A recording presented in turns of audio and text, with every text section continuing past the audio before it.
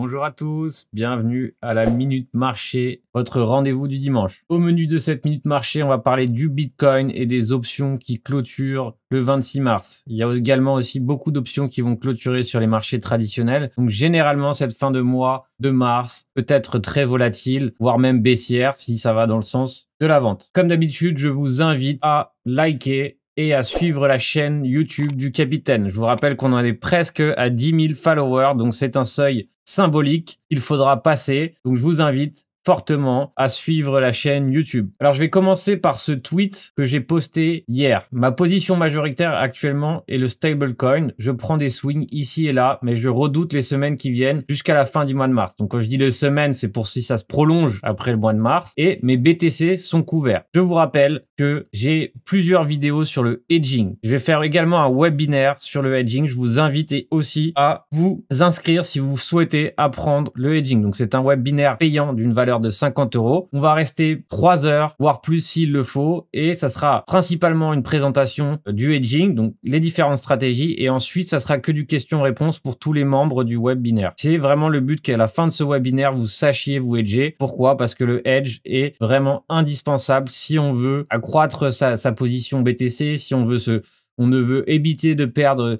trop d'argent lorsqu'il y a des drawdowns. Et hier, que s'est-il passé peu après mon post? Il y a eu une forte correction cette nuit. Justement, le hedging permet de ne pas trop perdre d'argent, voire même de gagner du BTC quand le BTC corrige. Et c'est une façon d'optimiser tout son porte-monnaie BTC. Alors, on va parler des options d'abord. Pourquoi? Parce que c'est vraiment l'objet de cette semaine. Le 26 mars, vont clôturer 100 000 BTC d'Open Interest Options. Ça veut dire de positions totales qui sont ouvertes actuellement sur le BTC. 100 000. C'est vraiment énorme. Je crois que c'est un des records certainement. À voir, à vérifier évidemment. Et on voit que le Max Pain, donc qui était... je crois qu'il y a 2 semaines à 36 000, c'est possible, est monté d'abord à 40K et puis à 44 000. Donc ça veut dire que le plus de positions d'acheteurs d'options seront perdantes si le BTC clôture à 44K le 26 décembre. Généralement, le Max Pain est peut-être frôlé, mais en tout cas, on a l'habitude dernièrement de clôturer 20 à 30% au-dessus du Max Pain. Donc s'il reste à 44, on pourrait dire que 48, 50K, voire même 52 pourrait être un niveau de clôture visé. Évidemment, ce ne sont des statistiques, c'est une analyse qui porte sur des faits précédents, mais on n'est jamais sûr de rien. Tout simplement, je préfère le rappeler pour pas qu'on me dise « Ah, mais tu m'avais dit que ça terminerait ». Non, je n'ai rien dit. J'ai dit que les statistiques, les probabilités, etc. portent peut-être sur une clôture à 50K, mais tout peut arriver. Alors, en weekly, on va regarder le weekly. C'est important de d'abord observer les unités de temps importantes vers les plus petites. Et qu'est-ce qu'on a en weekly? On a quand même un graphique qui est relativement bullish pour l'instant. On a... une belle consolidation qui se fait ici. Et vraiment, comparé à 2017, c'est incomparable. Comme vous pouvez le voir ici, il n'y a aucune consolidation. Le prix a décollé et il a rechuté par la suite. C'est vraiment un graphique qui est complètement différent. C'est important de le comprendre et vraiment de voir que c'est vraiment quelque chose de différent et de bien plus solide que précédemment. Le Shop Index se recharge sur l'unité de temps weekly, ce qui est vraiment bien. Il était à plat il y a quelques temps, le 4 janvier. Donc tout ça, ça permet au Shop Index de se recharger pour que un éventuel mouvement important puisse se produire sur les unités de temps importantes. Alors évidemment, rien ne nous dit si ça va être un mouvement baissier, haussier, mais au moins, en tout cas, il y aura la force nécessaire si vraiment il venait avoir un breakout haussier pour aller chercher des targets ambitieuses comme par exemple les 80K. Et ici, comme par hasard, on tombe à peu près sur les 96K en termes de résistance mathématique avec les pivots traditionnels. Évidemment, le cas contraire peut arriver. Personne nous prouve que nous allons continuer à hausser, mais pour le moment, les indicateurs peuvent laisser penser à une future hausse. C'est-à-dire qu'il faut laisser passer ce mois de mars, on va dire qu'il va peut-être être sanglant ou en tout cas correctif pour qu'ensuite, on ait la possibilité de retrouver des graphiques qui haussent. Généralement, on le dit toujours dans la bourse, le mois d'avril, c'est là où on commence à planter les graines. On va voir si ça se confirme. Mais voilà, pour le Bitcoin, en weekly, on est encore haussier. C'est une tendance haussière weekly. Donc pour l'instant, on est encore sur un bull run. Ici, qu'est-ce qu'on a en 3D? Parfois, c'est intéressant de décortiquer le 3D en 3 jours. Et ici, comme vous pouvez voir, on a eu un tweezer. Si vous savez, regardez ma vidéo sur les chandeliers japonais et les figures de chandeliers japonais, le tweezer est une de mes figures préférées. C'est-à-dire que ça, c'est un tweezer, ça, c'est un tweezer. Donc, il peut y avoir des tweezers haussiers et des tweezers baissiers. Ça, c'est 2 parfaits tweezers baissier. Ici, on a fait un double tap sur la résistance en 3D et une double tap sur cette résistance ici en 3 jours. Donc c'est intéressant le 3 jours, pourquoi? Parce que généralement, on dit qu'il faut 3 jours pour valider une clôture. C'est-à-dire que vraiment pour être conservateur, quand on a eu un breakout d'une résistance, quand on a eu un breakout d'un support, il faut attendre 3 jours de clôture au-dessus pour vraiment confirmer un biais. Alors généralement, ça peut s'avérer être extrêmement pertinent d'attendre ces 3 jours de confirmation et ça permet d'avoir des résultats et des statistiques, on va dire, encore plus conservatrices et encore plus précises. Donc, comme vous pouvez le voir ici, on a eu un tweezer 3D et ici, on a eu un tweezer 3D ici. Et comme par hasard, c'est tombé vraiment parfaitement. Alors ici, qu'est-ce qu'on va avoir? On va voir comment clôture cette semaine.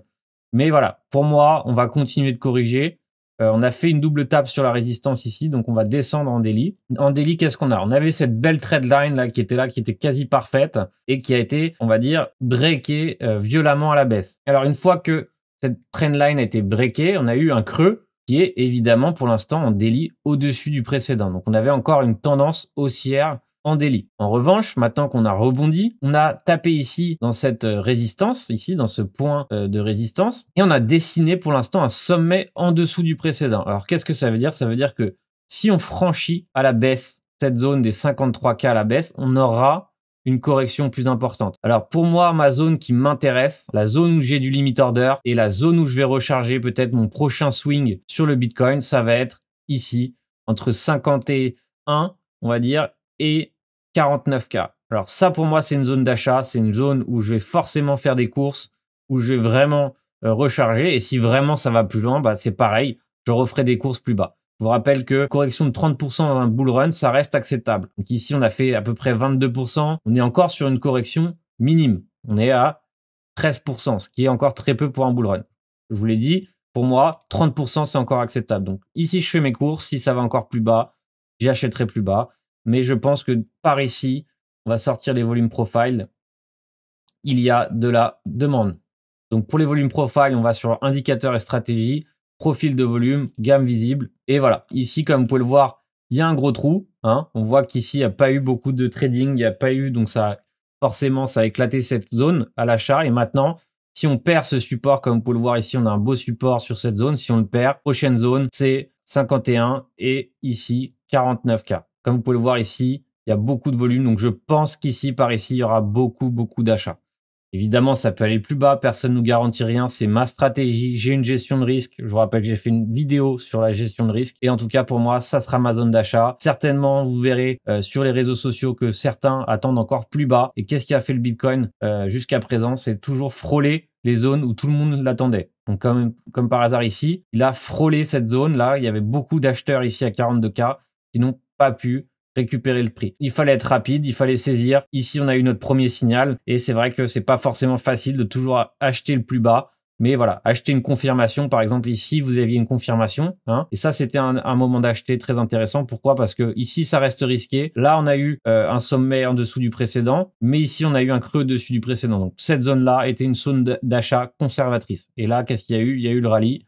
Et enfin, maintenant, on est en train de peut-être corriger et de, sur le court terme, breaker cette tendance daily. Les options clôture le 26 mars. Le max pain est pour l'instant à 44K. C'est pour ça que cette zone 51 à 49K me semble plus que pertinente et c'est là que j'attends. Évidemment, que peut-il se passer? Hein, ça serait si vraiment on valide, on invalide toutes les décisions du max pain et que les options finalement cassent à la hausse. C'est quoi? C'est un franchissement des 60K et ensuite un franchissement des 63K. Et là, vraiment, tout repart à la hausse. C'est-à-dire que si vraiment on franchit les 60K, tout de suite, ça sera un retour de la tendance daily et donc plus besoin d'être baissier sur le court terme pour le Bitcoin. Alors, le dernier scénario que je n'ai pas encore évoqué, c'est celui-ci et c'est celui d'un creux, on va dire, équivalent au précédent. Donc ici, le dernier creux est à 53 000 sur le BTC. Donc un creux qui serait, on va dire, proche des 53-54.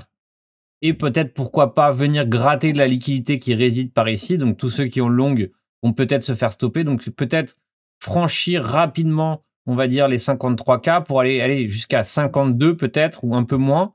Je sais qu'il y a beaucoup de gens qui attendent 52. Donc, pourquoi pas frôler les 52 pour ensuite repartir à la hausse et finalement ne pas retoucher cette zone jusqu'à très longtemps et recommencer à décoller. pour l'instant, ce scénario est encore possible. Donc, je me dis que à cause des options, peut-être qu'on pourrait aller plus bas, mais c'est aussi un scénario qui est complètement plausible. Et je vous rappelle que très souvent, le BTC a fait croire qu'il allait plus loin et finalement, il allait juste en dessous, mais tout en réintégrant immédiatement. Donc, ce dernier scénario n'est pas forcément mon préféré. Un, parce que je préfère acheter plus bas, et deux, parce qu'il y a les options qui pourraient tirer le prix vers le bas jusqu'à 51 ou 49. Mais voilà, ne pas être trop baissier non plus parce que ça peut aussi nous faire perdre des opportunités. Donc, avoir la réaction qui va se faire si on touche les 53K, donc avec un creux similaire au précédent. Et là, pourquoi pas ensuite redécoller à la hausse par la suite ou repartir à la hausse par la suite. Donc, c'est un scénario que je surveille aussi. Donc, je ne l'ai pas évoqué en premier parce que ce n'est pas forcément mon préféré,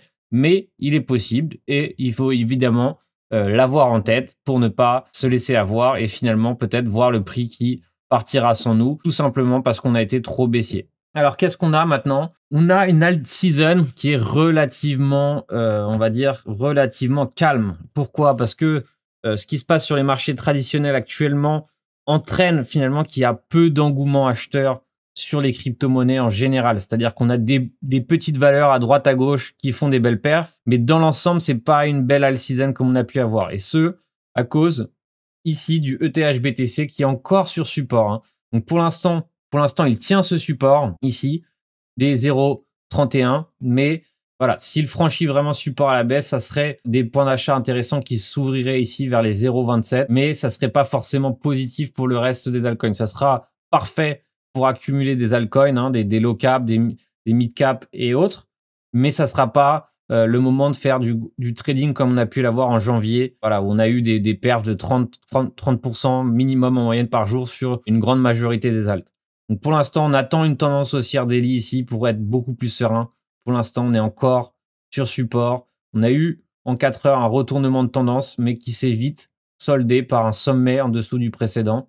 Et ensuite, voilà, on a réintégré le support comme s'il ne s'était rien passé. Donc c'est encore très très mou, à part pour des petites valeurs, évidemment.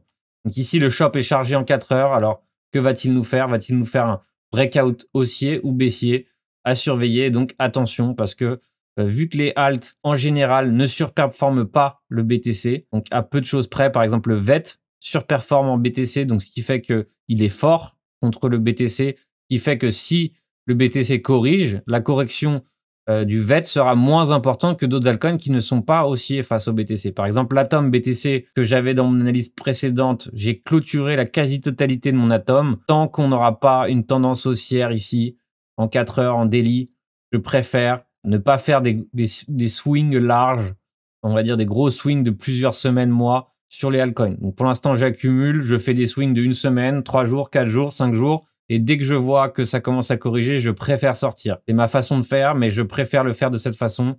Pourquoi? Parce que par exemple, l'Atom est baissier contre le BTC. Alors, on me demande souvent pourquoi, qu'est-ce que ça veut dire? Si un altcoin surperforme le dollar, c'est-à-dire que si un altcoin est fort face au BTC, on a une tendance haussière contre le BTC, ça veut dire que forcément, quand il y a des corrections du Bitcoin, il ne va pas perdre tant que ça en valeur contre le dollar. C'est pour ça que moi, je préfère trader les altcoins contre le BTC. Pourquoi? Parce qu'ici, on a des points optimaux.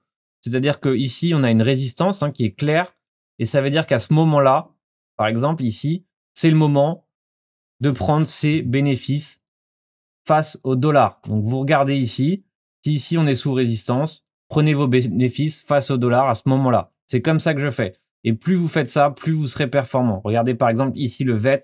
Le VET est une superbe tendance haussière contre le BTC, ce qui fait que forcément, contre le dollar, elle a aussi une très belle tendance haussière. Donc par exemple ici, on a un price discovery. Alors, où s'arrêtera le VET? Comment peut-on faire?